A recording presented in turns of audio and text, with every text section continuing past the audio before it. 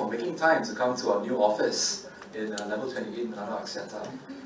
So I have to admit, standing up here today, a little bit of a butterfly in my stomach, two butterflies actually. One is because it's the first time in 2.5 years that I'm presenting in person. Normally I see you all in tiles and pixels shining back at me.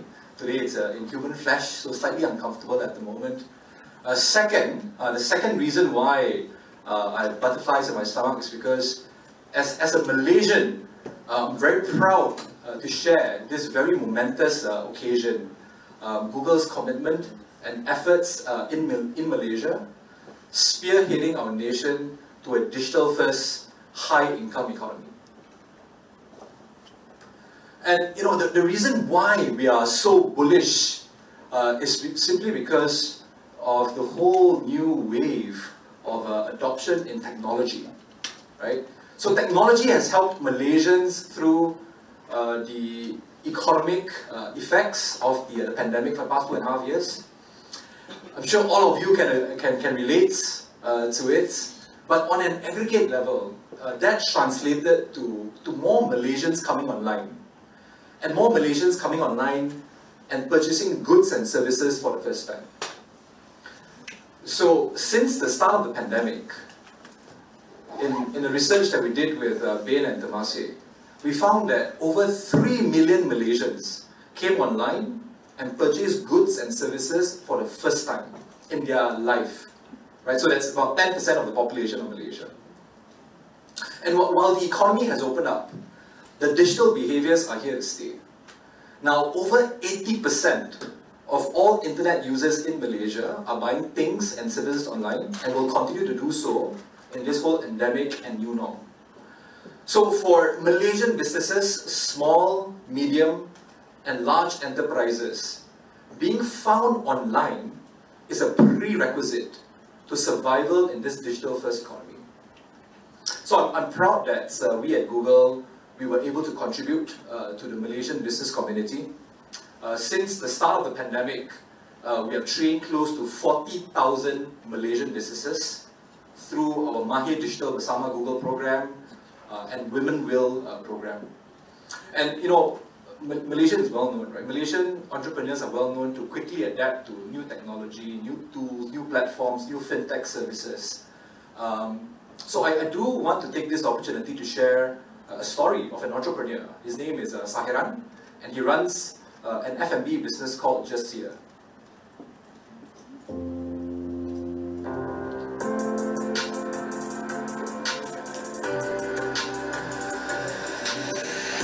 I was just about to open a central kitchen when the pandemic completely shut everything down in Malaysia. So I quickly pivoted my inventory management system online and enhanced our website and Google business profile so we can easily be found on search and maps.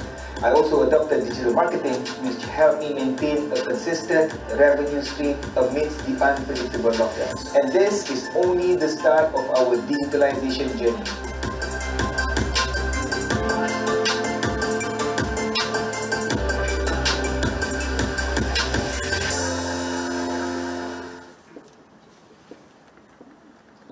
So, just like Just Here, 8 in 10 of businesses in Malaysia operating online, we anticipate that over 50% of their revenue, 50% of their sales, will come from online sources. So this outlook creates new opportunities for businesses, for entrepreneurs, for innovators. And my favorite entrepreneur, my favorite innovator of them all, are what we call YouTubers, or YouTube creators. Like Suhu Pavitra, Lesko Park, Alif Irfan. These YouTube creators are becoming more like the next generation media outlets. So they're bringing their talent and skill to the world, made in Malaysia, loved by the world, and at the same time making a living. So in Malaysia, the number of YouTube channels or YouTube creators that are earning more than 10,000 ringgit in revenue from YouTube, from Google, is up 60% year over year. So when we take a broader view of how existing businesses are pivoting using technology, or Malaysians using technology to make a living, the future of the economy in Malaysia will be very much digital first and substantial, right? So for context, in the same research that we did, Malaysia's internet economy recorded a market value of 92 billion ringgit in 2021. 92 billion ringgit. And if I look at our very sophisticated crystal ball, through sophisticated mathematics and statistics, the forecast for 2030, Malaysia's overall internet economy will grow roughly 3 times or triple, reaching over 300 billion ringgit by 2030.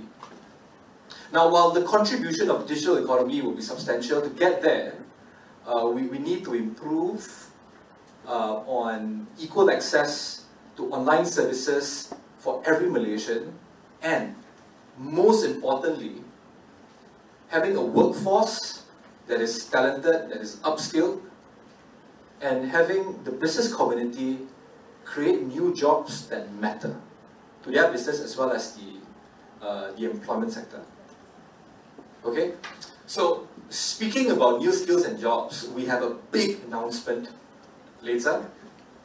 You can see some hints around, so I want to leave it as a little bit of a suspense ticket. But before I go, I do want to reiterate that at Google we are committed to support a more equitable and inclusive digital ecosystem. I'm not a Liverpool fan. In fact, I'm totally opposite. But I want to borrow their quote that, I know that we cannot walk alone.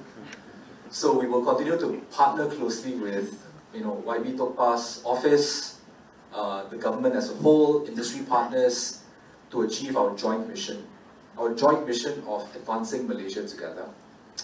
Now, it gives me great honor to invite our esteemed guest, Yang Berhormat, Datuk Sri Mustafa, for his opening address.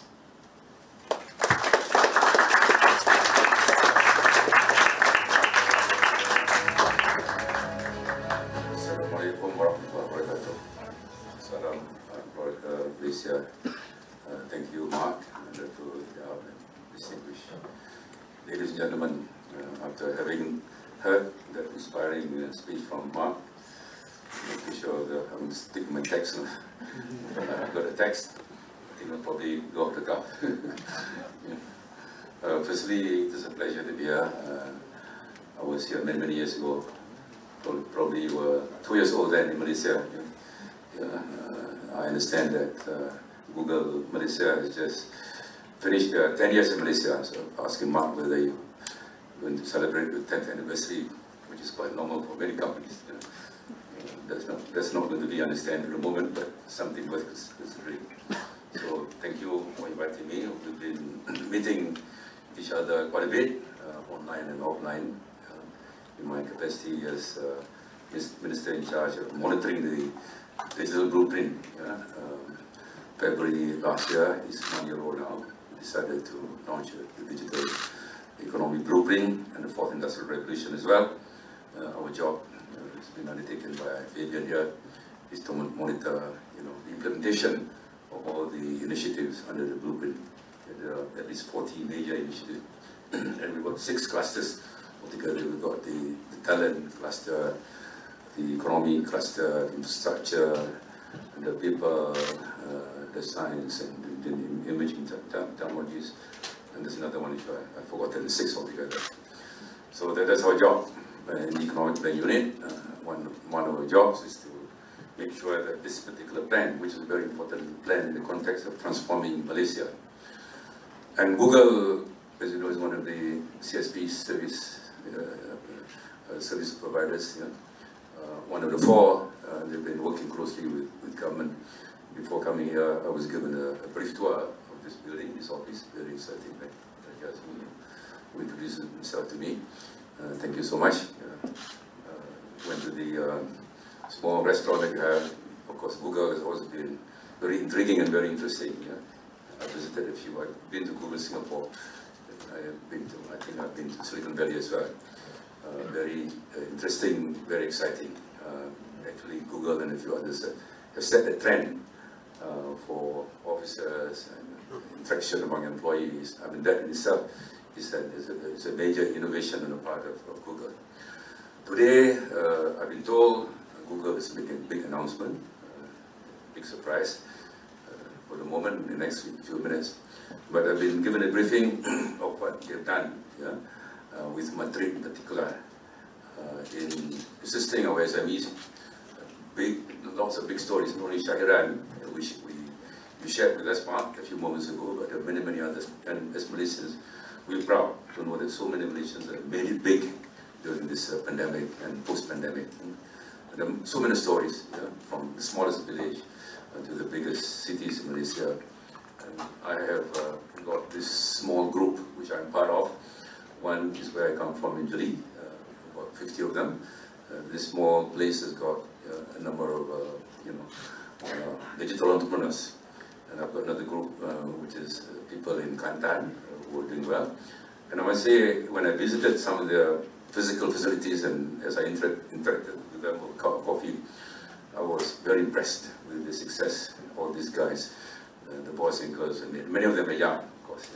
Maximum age perhaps 40, and many of them are 20. There's one particular lady whom I met because of COVID-19. She was displaced from her permanent job in Kuala Lumpur. Decided to go back to the village and did quite well in internet, in digital economy. There's another lady who has been doing okay, but her business went up by leaps and bounds during the pandemic, and she continues to do extremely well. They started from very humble beginnings. One would never expect them to do well, given their very humble upbringing, but having gone through a very basic process. And that process has got to do with exposure and training. The government has been very generous. I've been working closely with MDEC over these many, many years, very close association with them. They've been very, very generous in terms of providing help and facilitation. We have the regional corridors. There's one from my part of the world called ECR, the East Coast Economic Region. They have decided to embark on this program called Empower. They have, under this program, they train hundreds of young men and women, thousands throughout the country, of course. So this is, of course, the future, the future of Malaysia, the future indeed of the world. So this afternoon, therefore, I'm very pleased to be associated with the continuing growth of Google in Malaysia. Google is, is a big name, and there's no need for me to belabor this point. Mark has done a wonderful job, but the future is about internet economy. This study by Bain, Temasek, and Google, 3 million new internet users, which is quite a well-known study, accessible to everyone. And goes to show that, so despite all the gloom and doom outside, sometimes you have this negative comments, and of course we have inflation, you have inflation, but lots of cars on the road. It's getting more difficult to get to Putrajaya or to get into the city from wherever you're from. It used to take about 40 minutes. Probably this morning I came from Putrajaya. I started my day about 7:20. I got to Parliament about 8:20, 1 hour. A journey which would normally take about 40 minutes. And that's true. It's not just in Kuala Lumpur, Kota Baharu, Julai. So these are signs, evidence of a pickup in the economy. Of course, people never believe you, but unfortunately, there are two parts. As you know, running in parallel. One is locomotive, which is moving on strongly, the T20 and people on internet economy. On the other, with the B40, we acknowledge that. We acknowledge that rising cost pressures is causing a big burden on them, daily lives. So on the one hand, we have the Malaysian economy, which grew by 5% in the first quarter, 3.1% over last year. We did well because we could have done better. And this year, we believe we're going to achieve the targeted rate of growth of 5.3 to 6.3% in the year 2022. So that's our forecast. But we are confident of achieving that rate of growth. But of course, we know that out there, people, don't quite believe that we can achieve those numbers. There are people who feel that they do not experience the growth that we're supposed to to have in Malaysia. Yeah? We acknowledge that, and that's why the government has been providing lots of subsidies, 77 billion this year, up from about 30 billion in the budget. So, you know, we have additional 47 billion additional money that we need to provide to the people of Malaysia. So, one part of Malaysia is doing well, extremely well. You know, retail sales have gone up, car sales have gone up, you know, occupancy in hotels have gone up. You know. So, alhamdulillah, but we acknowledge that some parts of Malaysia and the lesser developed states, for example, Sabah, Sarawak, Kelantan, we come from, of course, growth in Penang and the Klang Valley, there's some divergence there. So, I fully endorse, I'm not going to endorse what you do, but your statement that you are all for bringing people together and reducing income inequalities, more equitable growth, that's very important for us. Yeah? We need to make sure that growth is equitably shared by every Malaysian, and we encourage all of you to do whatever you can in order to reduce the gaps in our incomes. Yeah? The T20 and now they talk about P60, yeah? That's a fact. Yeah? The fact is COVID-19 has resulted in a lot of havoc. The fact is the economy is recovering, but the fact is that some sectors of the Malaysian economy are not moving as fast. Yeah? The fact is some MSMEs are still not doing as well. It is in that context that I welcome your initiative. You have the what do you call this? Gemilang. Gemilang is the new one. Yeah, Gemilang. The old one, my trade is my digital, 37,000, almost 40,000 MSMEs which have benefited from your program. This is important. This is, of course, a lot of this CSR, all of that is CSR, and that has gone a long way in upgrading, upskilling Malaysia, and acquiring, consistent with our digital first philosophy. Yeah? So I would like to commend you for what you have done. I would like to encourage you to do more in the context of reducing income inequality and getting better access for the B40 in particular to internet services, making them affordable. So these are very important for us in Malaysia. So once again, we have benefited a lot from your partnership, from your presence in Malaysia, and we look forward to even a stronger partnership and collaboration between Google, not only Mantri, not only higher education, higher education, Mampu. Yeah? These are some of the people you've been talking to. Yeah? Indeed, we acknowledge what you've done, and we need to do more in order to make sure that we secure this position. You know, we want to be a leading digital player in this part of the world. I mean, that's our aspiration in the digital economy blueprint. So once again, it's a pleasure for me to be here. Thank you for inviting me. I've learned quite a bit in the last 45 minutes. I look forward to hearing a bit more in the next 15 minutes. So once again, Mark, thank you and your team for hosting me. Let's continue this cooperation. Let's strengthen for the benefit of Keluarga Malaysia, for the benefit of everyone, especially those in the lower income group. Terima kasih. Assalamualaikum warahmatullahi wabarakatuh.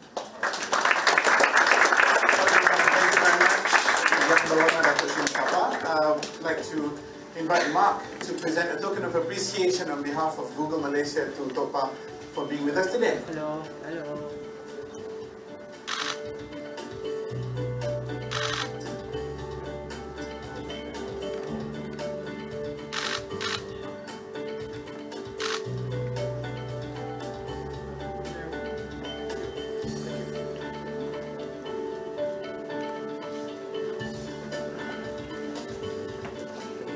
Once again, a very big thank you to Datuk Sri Mustafa Muhammad and also to Mark.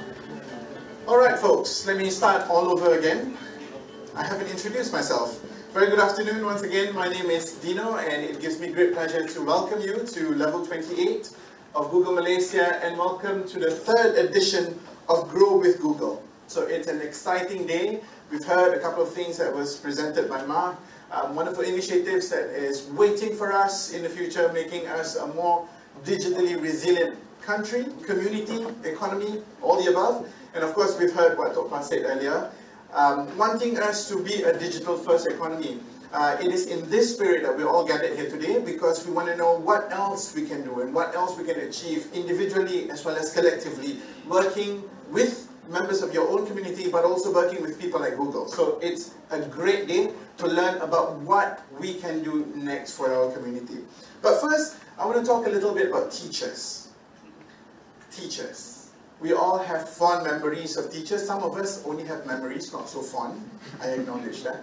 But for most of us, we all have rather fond memories. For example, when I was a student in Penang Free School, I had Mr. Ang, who was my cikgu kemahiran hidup, who told me that beauty is in the eye of the beholder. As long as it works, it works. And this is because, you know, I made the bangku, the kaki is one is like this, another one is like that, but it stood and it's okay. So Mr. Ang made me believe that there's more to just form, there's function. And then when I was in King George V School, Seremban, I had an English teacher, her name was Mrs. Lim, and I had an argument with her in class saying that it's Leicester. And I said, it's Leicester.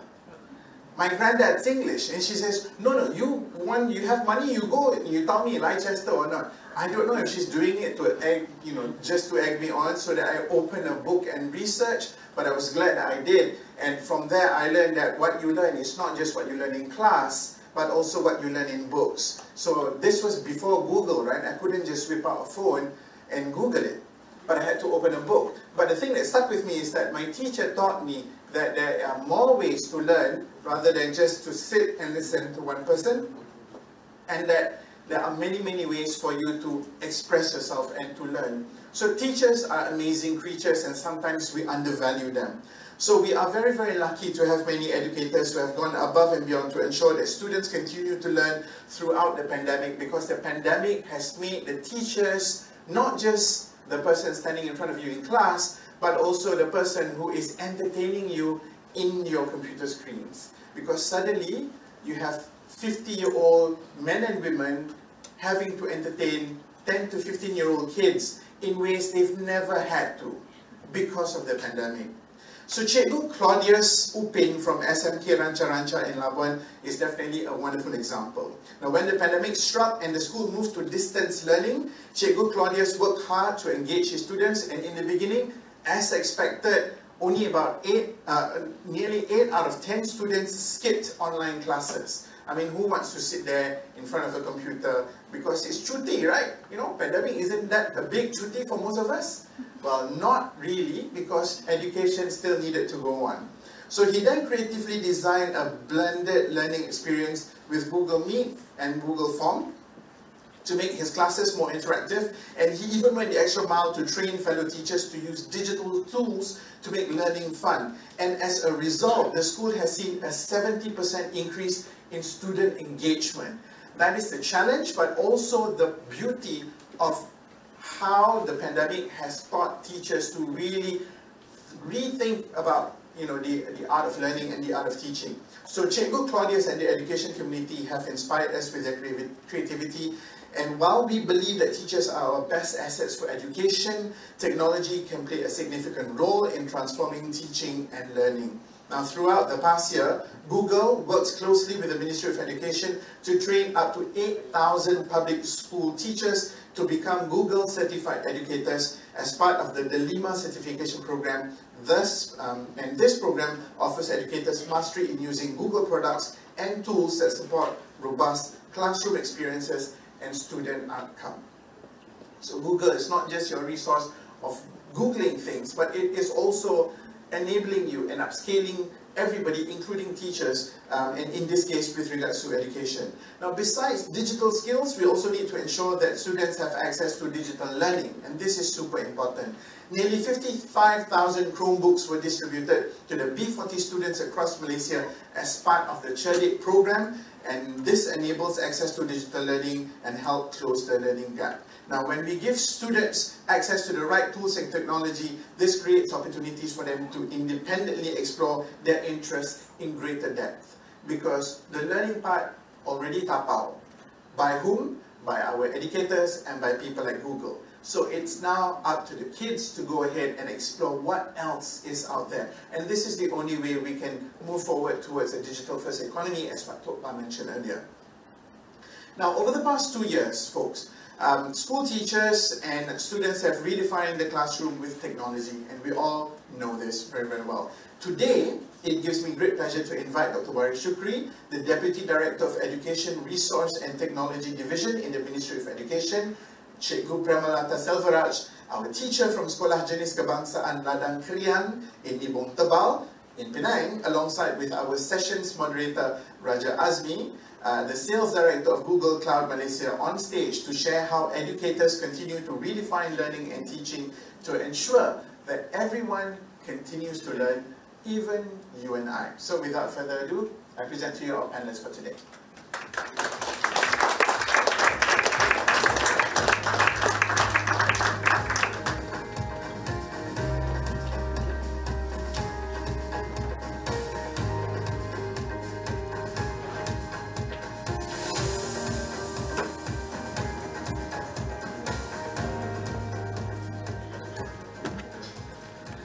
Thank you, Dr. Shukri. Thank you, Cikgu Prema. I think thanks for coming for this event. And then at the same time, I think today's topic is about to discuss how we can enable learning for everyone, anywhere. I think that's important. Learning anywhere. And I think as Dino said just now, Ministry of Education during pandemic, during so-called Cuti, decided to launch a platform called Delima.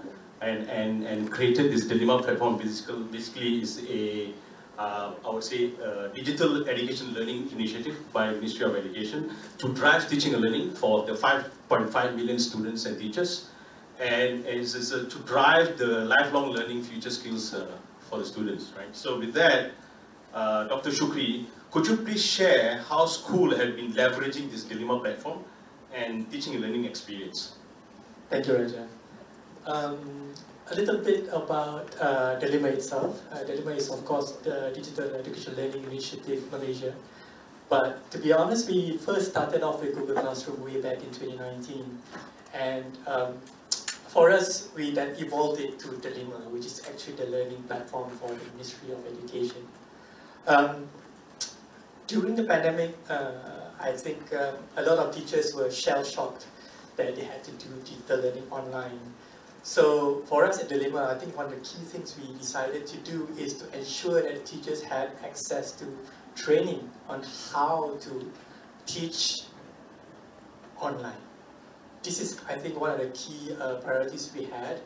And delivering it online as well was also a challenge. So a lot of teachers took up the challenge. And at the end of the day, during the pandemic, at the peak of the pandemic, we actually had about 4.3 million active users using Dilemma, both teachers and students. And so I think that's quite an achievement for Malaysia, because for us, active users is more than just the logins. It's how they use the platform itself. Yeah. So the other key thing about Dilemma is that rather than depending on a single experience or a single application, we decided to incorporate multiple application services and content for our teachers. So therefore, teachers had choices this time around. They could mix and match the technologies so that they can find a comfortable way of approaching digital learning. So with that, I think the Google Workspace provided them those options. For example, the two main options they used were Google Classroom, I still do, yeah, Google Classroom, and of course Google Meet. They love Google Meet because they sort of mimic their own face-to-face classrooms using Google Meet. So that has continued, even though the school has reopened.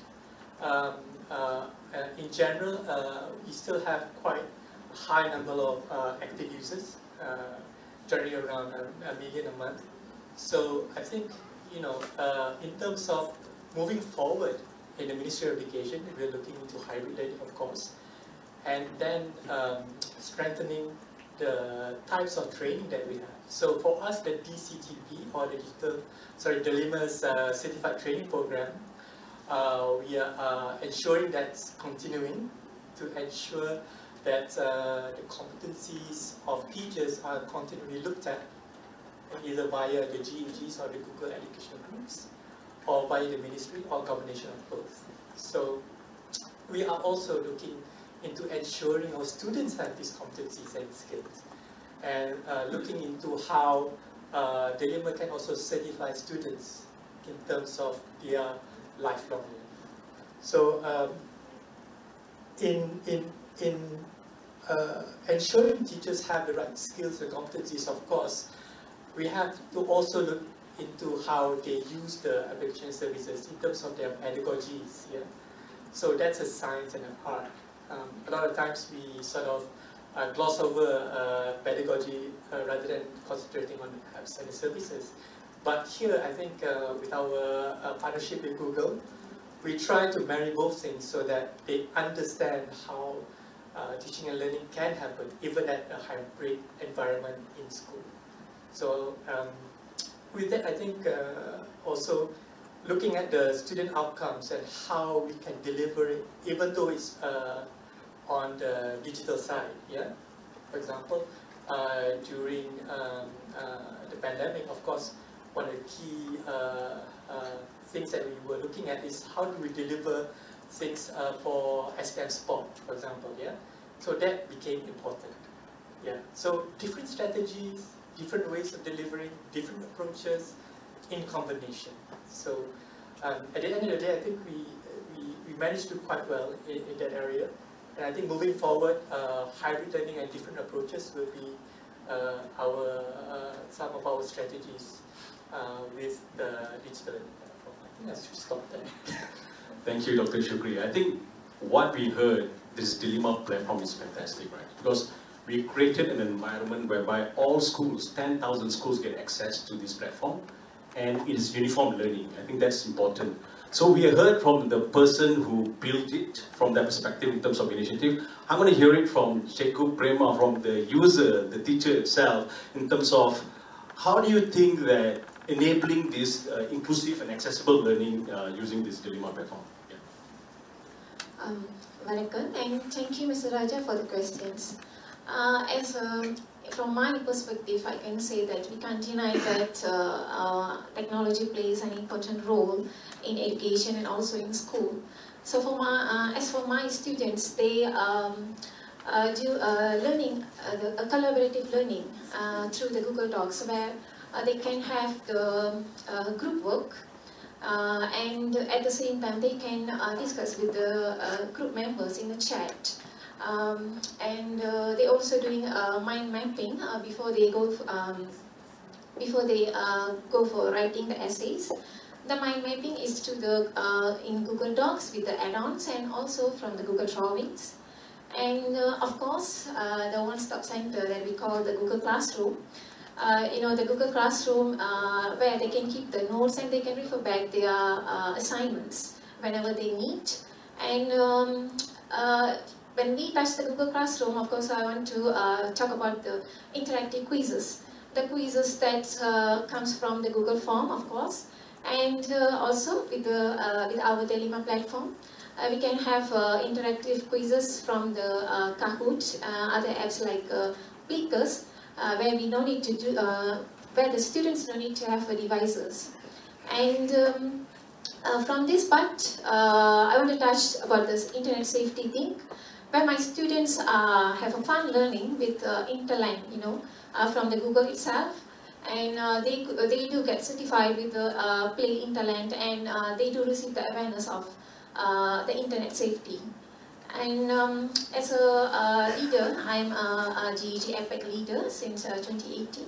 I conducted various workshops through the Asia Pacific region. I'm leading for the Tamil, and we have a monthly session in 4 languages. So in that workshops, we just give a hands-on teaching and learning method to the teachers around, not only for the teachers, it's for the educators around the region, where they can exchange their teaching and learning method. And as Dr. Shukri mentioned, with the certification, from the DCTP, once they are certified, they have a group where they have an opportunity to meet the educators around the world. So they can exchange their ideas, and they just bring it to their classroom, and also teach their colleagues to the cliques and also the schools, the teachers nearby. So what I can strongly mention is that the technology has its role strongly in education and school and of course among the teachers. Thank you. Thank you, Cikgu Burma. I think this is very inspiring to see how Ministry of Education together with the teachers have really evolved in terms of driving this. I think we have taken the leadership in this region in terms of how to do that well. And I'm surprised that even during school have started now, people are still connecting online. Almost 1 million users are still online, even though working. That shows that the platform is really, really good in terms of enticing people to work together and so on and so forth. So I think, and Google is super, super excited to partner Ministry of Education. I think, thank you very much to give us the opportunity. And our commitment here is also to make sure that we evolve together with you, we improve our products together, partner you well, and at the same time in terms of bringing that the next wave of education, and Malaysia wants to take the lead in this. Thank you very much.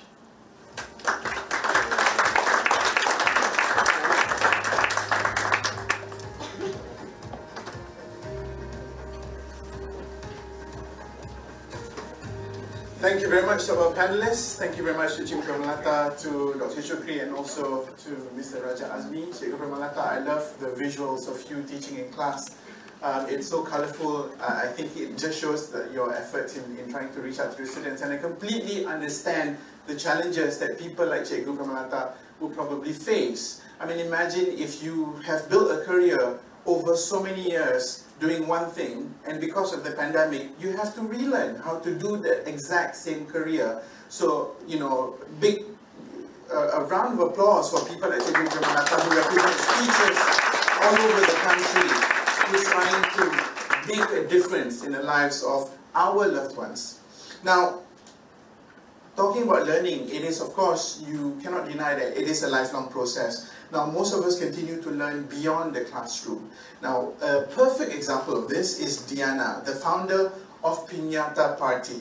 Now, she's a computer science graduate who doesn't have any experience in making piñatas. As you can see over here behind me, she now knows how to make piñatas. But not only that, she turned to YouTube to learn how to make complex piñatas shaped like a dragon, inspired by the legend from Pahang, which is the Naga Tasik Chini. So, you know, we are learning something foreign but making it our own and bringing our stories out there to the world. But also, more importantly, it's empowering, because today Piñata Party hires housewives from Bandar Kinrara to make the piñatas and provides the housewives the opportunity to make additional income for their homes.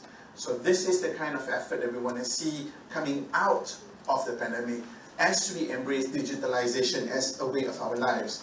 Now, unfortunately, the pace and acceleration of digital adoption has also brought into focus the digital divide that still exists in the country.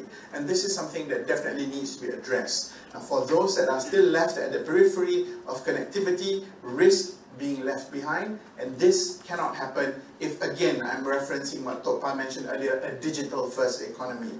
Now, I would like to invite Dr. Robin Bush to the stage. And Dr. Bush has worked on programs to support the underrepresented communities in Malaysia. Dr. Bush. It's an honor to be here. Thank you so much. Such inspiring stories. Amazing to hear about the initiatives that are happening. As we've already heard this afternoon, in the growing digital economy, we must ensure that underrepresented communities are given the tools to succeed. Launched in June 2020, the Go Digital ASEAN initiative was designed to equip MSMEs and the emerging workforce in urban areas, non-urban areas rather, with digital skills, in order to create a more inclusive digital economy, which we've heard about already this afternoon. This initiative is endorsed by the ASEAN Coordinating Committee for Micro, Small, and Medium Enterprises, or ACME. In collaboration and with support of Google.org, Google's philanthropy, the Asia Foundation has trained over 16,000 Malaysians via the Go Digital ASEAN initiative. More than 60% of the participants are either women or people from indigenous minority groups. Almost all of the participants say that their digital skills have improved, and 80% of them are using digital tools to grow their businesses. It is incredible to hear about how our participants have used their new skills and these tools to both grow their businesses and to fight through the tough times. In fact, close to 70% of the participants say they've seen an increase in their customers after attending these classes. In Malaysia, what I've learned is that every challenge is met with flexibility and courage. With the right kind of support provided at the right time, we can really help our small and medium businesses. One entrepreneur that we'd like to share the story with you today is Safarizal, who lost his job during the pandemic. I invite Safarizal to come to the stage.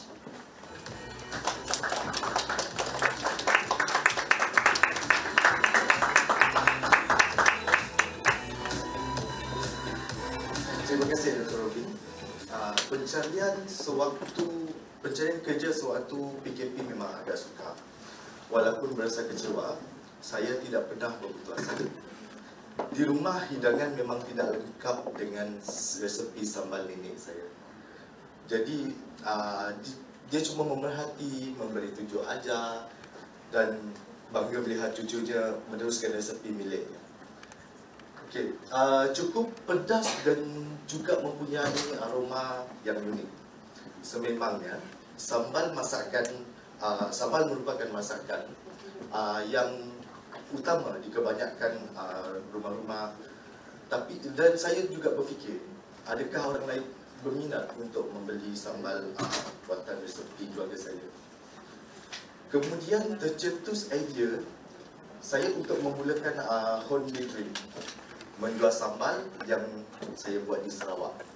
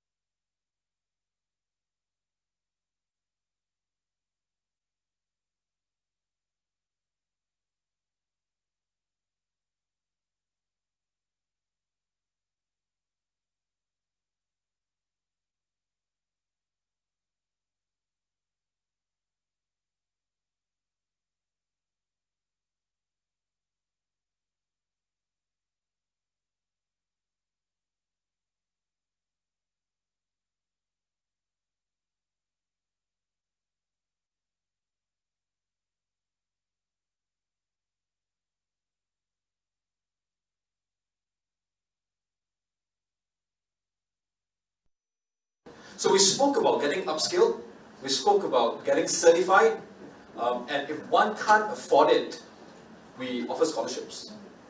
What about jobs? Right? So to upskill the workforce and to make the right employment connections. Google Malaysia is setting up an employer consortium consisting of companies who recognize the qualification of the certification and are keen to hire Gemilang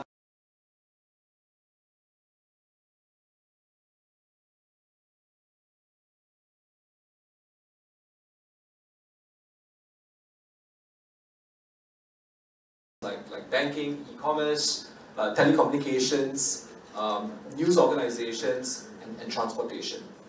And as I speak up here today, we're still adding more partners so that the pool of employers grows more.